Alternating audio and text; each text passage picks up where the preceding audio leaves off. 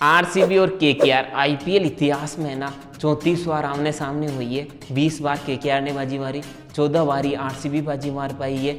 और आरसीबी और केकेआर की जो राइवलरी है ना यार, वो गौतम गंभीर और विराट कोहली की राइवलरी से जानी जाती थी। अब ना गौतम गंभीर रहे, अब ना विराट कोहली कप्तान रहे। अब गौतम गंभीर विराट कोहली एकजुट टीम इंडिया को जिताने में अपनी महत्वपूर्ण भूमिका निभाते हैं, क्योंकि गौतम गंभीर टीम इंडिया के हेड कोच बन चुके हैं, Virat Kohli as a player खेल रहे हैं। तो जो मसाला आरसीबी वर्सेस केकेआर के मैच से मिलता था ना, वो तो अब नहीं मिलने वाला। परंतु ये मुकाबला, क्योंकि आईपीएल का आगाज आरसीबी वर्सेस केकेआर के मुकाबले के साथ ईडन गार्डन कोलकाता में होने वाला है। इस वीडियो में मैं होनेस्ट मतलब पूरी ईमानदारी से कंपैरिजन करूंगा कि आरसीबी की प्लेइंग 11 खतरनाक है या केकेआर की प्लेइंग 11 खतरनाक है। क्योंकि आरसीबी वर्सेस केकेआर में जब भी मुकाबला रहा है, केकेआर का पलड़ा भारी रहा है। अब 20 बार केकेआर ने जीता है, 14 बार ही तो आरसीबी जीत पाई है। अब क्या पहले मुकाबले के बाद में ये स्कोर लाइन 20-15 रह जाएगी या 21-14 हो जाएगी, ये देखना सबसे बड़ा इंटरेस्टिंग रहने वाला है। इसके अलावा 4 बोल्ड प्रिडिक्शन करूंगा कि कौन सबसे ज़्यादा रन बनाने वाला है, किसको कितने विकेटें मिलने वाली, कौन मुकाबला जीतेगा, क्या टॉस एक इंपॉर्टेंट फैक्टर निभाने वाला है। तो चलिए वीडियो को शुरू करता हूं और ये कंपैरिजन करता हूं प्लेइंग 11 का एकदम पूरी ईमानदारी से। उससे पहले आप चैनल को सब्सक्राइब कर दीजिए। वीडियो को अगर पसंद आ जाए तो वीडियो को लाइक करना ना भूलें। सबसे पहले कप्तान वर्सेस कप्तान, एक तरफ अजिंक्य रहाणे केकेआर की कप्तानी करेंगे तो दूसरी तरफ आरसीबी की कप्तानी रजत पाटीदार करने वाला है। अब अजिंक्य रहाणे को आईपीएल में कप्तानी करने का एक्सपीरियंस है, तो रजत पाटीदार को आईपीएल में कप्तानी करने का एक्सपीरियंस नहीं है। अजिंक्य रहाणे ने राइजिंग पुणे सुपर जायंट्स और राजस्थान रॉयल्स की इससे पहले कप्तानी करी। 25 मुकाबलों में अजिंक्य रहाणे ने आईपीएल में कप्तानी करी है, जिसमें से मात्र 9 ही मुकाबले जीत पाए हैं। 16 मुकाबलों में हार का सामना करना पड़ा है। तो मतलब इतने ज़्यादा मुकाबले तो नहीं जीते हैं। परंतु रजत पाटीदार के पास कप्तानी का आईपीएल में एक्सपीरियंस नहीं है ना, तो इनकी जो रेटिंग दूंगा ना, उसमें अजिंक्य रहाणे बाजी मार के जाएंगे। 4.5 स्टार आउट ऑफ 5 मिलेंगे। वहीं रजत पाटीदार को भी 4 स्टार दूंगा 5 में से। क्यों दूंगा? क्योंकि रजत पाटीदार और अजिंक्य रहाणे इससे पहले भी आमने सामने हुए थे as a captain Syed Mushtaq Ali trophy के फाइनल के अंदर, जहाँ पे मुंबई बाजी मार के चली गई थी। वहाँ पे अजिंक्य रहाणे कप्तानी कर रहे थे। परंतु रजत पाटीदार जो पहली बार एमपी की कप्तानी करी, सैयद मुश्ताक अली ट्रॉफी के फाइनल तक भी पहुँचा है। प्लस रजत पाटीदार की बल्लेबाजी पे वो कप्तानी वाला जो प्रेशर होता है ना, वो नज़र नहीं आया। क्योंकि 10 मैचों में सैयद मुश्ताक अली ट्रॉफी 2024 में 431 रन बनाए थे। अब रजत पाटीदार के लिए बड़ा इम्तिहान होने वाला है कि वो आरसीबी को पहली आईपीएल ट्रॉफी जिताए। तो अजिंक्य रहाणे के लिए बड़ा इम्तिहान यही है, क्या केकेआर के लिए वो टाइटल डिफेंड कर सकते हैं, क्योंकि डिफेंडिंग चैंपियन है ना केकेआर। अगली कड़ी टॉप ऑर्डर में एक तरफ सुनील नारायण, क्विंटन डिकॉक और वेंकटेश अय्यर है। तो आरसीबी के लिए फिल साल्ट, विराट कोहली और रजत पाटीदार रहने वाले। अब सुनील नारायण वर्सेस विराट कोहली। अब सुनील नारायण ओपन करने वाले। एक बार फिर सुनील नारायण ने आईपीएल 2024 में 488 रन बनाए थे, 180.74 की स्ट्राइक रेट से और 34.86 की एवरेज से। वहीं विराट कोहली ने 741 रन बनाए थे, 154.69 की स्ट्राइक रेट से। क्योंकि स्ट्राइक रेट का बड़ा मसला उठा था, बड़ा सवाल उठे थे विराट कोहली के, वो इंप्रूव हुई और 61.75 की एवरेज से। देखो सुनील नारायण इम्पैक्ट प्लेयर है, विराट कोहली कंसिस्टेंट प्लेयर है। विराट कोहली का बल्ले का कोई जवाब ही नहीं है। सुनील नारायण का तुक्का है जो लग जाता है, परंतु आंकड़े भी है ना विराट कोहली के पक्ष में, तो यहाँ पे कोई कंपैरिजन नहीं बनता यार। विराट वर्सेस सुनील नारायण में एज ए बल्लेबाज विराट कोहली ऊपर रहने वाला है। जब गेंदबाजी की बात आएगी तब सुनील नारायण हो सकता है कि ऊपर रह जाए, और हो सकता है विराट कोहली सुनील नारायण, जब विराट कोहली बल्लेबाजी कर रहे हो, सुनील नारायण गेंदबाजी कर रहे हो, तो सुनील नारायण विराट कोहली का विकेट ले ले या विराट कोहली सुनील नारायण के खिलाफ 1-2 छक्के लगा दे। वो डिबेट भी इंटरेस्टिंग होने वाली है। परंतु एज ए बल्लेबाज विराट कोहली ऊपर रहने वाले। अगली फिल साल्ट, एक विकेट कीपर बल्लेबाज इंग्लैंड से आते हैं। दूसरे क्विंटन डिकॉक जो साउथ अफ्रीका से आते हैं, इंटरनेशनल क्रिकेट से रिटायरमेंट अनाउंस कर चुके हैं, अब केवल लीग्स खेल रहे हैं। फिलिप साल का रिसेंट फॉर्म तो स्ट्रगल वाला है, वही क्विंटन डिकॉक का भी रिसेंट फॉर्म स्ट्रगल वाला चल रहा है। परंतु आईपीएल, यहाँ मैटर बात आईपीएल की आ गई ना। आईपीएल 2024 के अंदर क्विंटन डिकॉक ने 250 रन बनाए थे, 134.40 की एवरेज, 134.40 की स्ट्राइक रेट और 22.73 की एवरेज से। मतलब फीका सीजन गया था। वहीं फिल साल्ट ने तो धमाल मचाया था आईपीएल 2024 के अंदर, क्योंकि 435 रन 182 की स्ट्राइक रेट से और 39.55 की एवरेज से बनाए थे। अगला नाम नंबर 3, सॉलिड नंबर 3 होना चाहिए। एक तरफ रजत पाटीदार, एक तरफ वेंकटेश अय्यर, दोनों ही स्पिनर्स को अच्छा खेलते हैं, दोनों ही विस्फोटक बल्लेबाज है। रजत पाटीदार ने IPL 2024 में 395 रन बनाए थे 177.13 के स्ट्राइक रेट से और 30.38 की एवरेज से। वहीं वेंकटेश अय्यर बड़े मैचेज के प्लेयर है यार, फाइनल में भी चले, क्वालिफायर में भी चले, उसने 370 रन बनाए थे IPL 2024 में 158.89 की स्ट्राइक रेट और 46.25 की एवरेज से।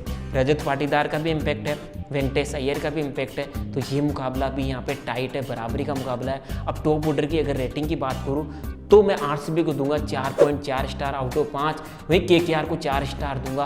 क्यों RCB को ज़्यादा दिया?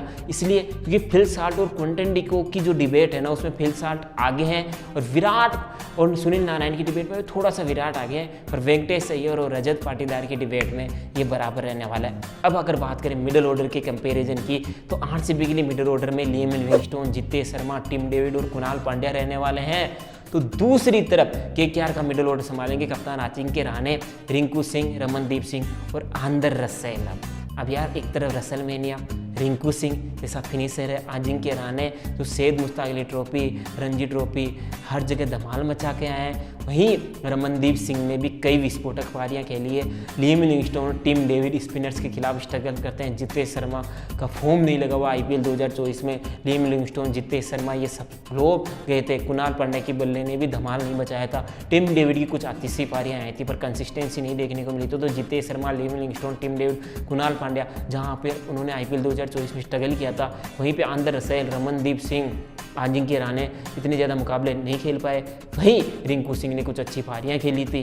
तो ये मिडिल ऑर्डर की जो डिबेट है ना, वो जीत के चल जाती है KKR की टीम। KKR को मिलते हैं 4.5 स्टार 5 में से। वहीं RCB 4 स्टार के साथ ही जाएगी, क्योंकि Tim David, Livingstone, Jitesh Sharma इनमें मादा तो है कि कुछ बड़ा तो कर सकते हैं। अगली ऑलराउंडर्स की रेस। अब ऑलराउंडर्स में एक तरफ KKR की ओर से आंद्रे रसेल, वेंकटेश अय्यर, सुनील नारायण और रमनदीप सिंह रहने वाले हैं। तो RCB की ओर से कुणाल पांड्या, स्वप्निल सिंह को भी ऑलराउंडर में इंक्लूड कर सकते हैं और लिएम लिविंगस्टोन। अब ऑलराउंडर्स की भी क्या डिबेट करें यार, Sunil Narine top class batter, बल्लेबाजी में ओपनिंग में धड़ाम मचा रहे हैं, इंपैक्ट वाली पारियां खेल रहे हैं, विस्फोटक शुरुआत दे रहे हैं। गेंदबाजी में सुनील नारायण से बेहतर कोई गेंदबाजी नहीं है। आंद्रे रसेल डेथ ओवर्स में गेंदबाजी करने के लिए आते हैं, अपनी स्लो वेरिएशन से विकेटें लेते हैं, प्लस वो फिनिशिंग जो बड़े बड़े छक्के लगाने होते हैं वो भी लगा के चले जाते हैं। रमनदीप सिंह वेंकटेश अय्यर से इतनी ज़्यादा गेंदबाजी नहीं करवाती। वहीं RCB के पास क्या क्वालिटी ऑलराउंडर है। आंद्रे रसेल और सुनील नारायण की कंपेरिजन में क्या कुणाल पांड्या मैच होते हैं, क्या स्वप्निल सिंह मैच होते हैं? लिएम लिविंगस्टोन बल्लेबाजी से मैच हो जाएंगे, पर गेंदबाजी में क्या उतना मुकाबला कर सकते हैं? तो ये जो ऑलराउंडर्स वाली डिबेट भी है ना, ये भी KKR मार के चलेगी। KKR को मिलेंगे 4.7 स्टार 5 में से। वहीं RCB को मिलेंगे मात्र और मात्र 4 स्टार। अब स्पिनर्स की जो रेस रहने वाली है, एक तरफ सुनील नारायण, वरुण चक्रवर्ती, दूसरी तरफ कुणाल पांड्या, स्वप्निल सिंह या सुयश शर्मा, जिसको भी खिला।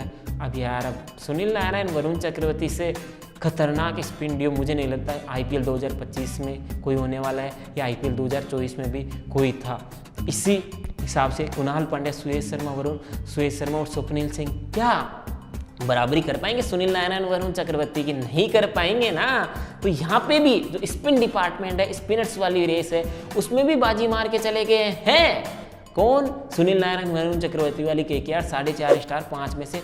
वही 4.1 स्टार दूंगा 5 में से RCB को। क्यों? क्योंकि कुणाल पांड्या के पास एक्सपीरियंस है और स्वप्निल सिंह को जब मौका मिला था ना IPL 2024 में, तब विकेटें भी लेके दी थी और नीचे आके छक्के भी लगाए थे, पर स्पिन डिपार्टमेंट में 1-2 डालते थे, पावर प्ले में भी गेंदबाजी करते थे, किफायती गेंदबाजी करते थे, इसलिए 4.1 स्टार उसको भी दिया। अब फास्ट बॉलर्स में हर्षित राणा, एनरिक नोकिया, वैभव अरोड़ा और आंद्रे रसेल। RCB के लिए भुवनेश्वर कुमार, जोश हेजलवुड, रसिक डार सलाम और यश दयाल। तो आप देख लीजिए, जोश हेजलवुड, भुवनेश्वर कुमार का एक्सपीरियंस है, यश दयाल की वेरिएशन है, रसिक डार सलाम डेथ में गेंदबाजी कर सकते हैं। हर्षित राणा ने IPL 2024 में अच्छा किया, क्या IPL 2025 में कर पाएंगे? एनरिक नोकिया IPL 2024 फीका गया, वैभव अरोड़ा की भी कंसिस्टेंसी मिसिंग, आंद्रे रसेल पूरे 4 ओवर का कोटा नहीं डालते। तो फास्ट बॉलिंग डिपार्टमेंट में भी अगर हेड टू हेड भी कंपेरिजन करेंगे ना, हर्षित राणा वर्सेज भुवनेश्वर कुमार, तो भुवनेश्वर कुमार आगे रहने वाले, वैभव अरोड़ा वर्सेज यश दयाल में यश दयाल आगे रहने वाले, एनरिक नोकिया वर्सेज यहाँ पे जोश हेजलवुड, तो जोश हेजलवुड आगे रहेंगे, रसिक डार सलाम वर्सेज आंद्रे रसेल में रशीद अरसलान की गेंदबाजी थोड़ी बेहतर है, पर आंद्रे रसेल के पास एक्सपीरियंस भी है। तो ये जो फास्ट बॉलिंग वाला डिपार्टमेंट है ना, उसको जीत कर चली गई है आरसीबी की टीम। 4.6 स्टार, 5 में से वहीं केकेआर को मिलेंगे मात्र 4 स्टार, क्योंकि आंद्रे रसेल, हर्षित राणा ये भी अच्छी गेंदबाजी कर सकते हैं। अब इनका कंक्लूजन, भाई सबसे खतरनाक टीम कौन है ईमानदारी के प्लेइंग 11 कंपेरिजन के बाद में, किसकी रेटिंग सबसे ज़्यादा है, तो कंक्लूजन के बाद में पहुंचे कि 26.2, 30 में से 26.2 पॉइंट्स हासिल किए हैं केकेआर ने। वहीं आरसीबी ने 25.1 पॉइंट हासिल किए हैं 30 में से, मतलब 1.1 से बाजी मार के चली गई है केकेआर की टीम। मतलब पहले मुकाबले में केकेआर का पलड़ा भारी रहने वाला है। अब बोल्ड प्रिडिक्शन की बारी आ चुकी है। सबसे पहली बोल्ड प्रिडिक्शन ये है कि रजत पाटीदार, वेंकटेश अय्यर इस मुकाबले में 30+ से रन बनाएंगे। विराट कोहली अराउंड 30 रन बना के जाएंगे। वरुण चक्रवर्ती को 1 से ज़्यादा विकेट नहीं मिलने वाली, या तो 1 या 1 से कम विकेट मिलेगी। इसके अलावा टॉस एक इंपॉर्टेंट फैक्टर निभाने वाला है। टॉस जीतने वाली टीम हो सकता है कि मैच भी जीत के चली जाए। जैसे बीसीसीआई का नया रूल आ चुका है, क्योंकि टॉस का अब इतना बड़ा महत्व नहीं रहेगा, क्योंकि अब 2 नई बॉल इस्तेमाल की जा सकती है। सेकंड इनिंग के अंदर एक आपको नई बॉल मिल सकती है। 11वें ओवर के बाद में अगर ड्यू आती है तो एम्पायर आपको एक नई बॉल दे सकते हैं। तो ये अच्छी चीज़ है, क्योंकि ड्यू को हटाने के लिए पहले ये होता था कि पूरे 20 ओवर सेकंड इनिंग में ड्यू आ जाती थी, पूरे 20 ओवर एक ही गेंद से डालो, ड्यू के कारण गीली हो जाती थी, फिर गेंदबाज उतनी अच्छी गेंदबाजी नहीं कर पाते थे, चेस करने वाली टीम को फायदा होता था। अब ऐसा नहीं होगा। अब आईपीएल गवर्निंग काउंसिल और बीसीसीआई ने डिसीजन लिया है कि 11वें ओवर के बाद में अगर ड्यू ज़्यादा आती है तो एम्पायर बॉल चेंज कर सकते हैं। तो ड्यू का इतना ज़्यादा फैक्टर नहीं रहने वाला। अब इस मुकाबले का विजेता कौन होगा? केकेआर। यार ओवरऑल जो मैंने कंपैरिजन किया उसमें केकेआर का पलड़ा भारी रहा है, पर मुझे लगता है कि आरसीबी ये मुकाबला जीतने वाली है।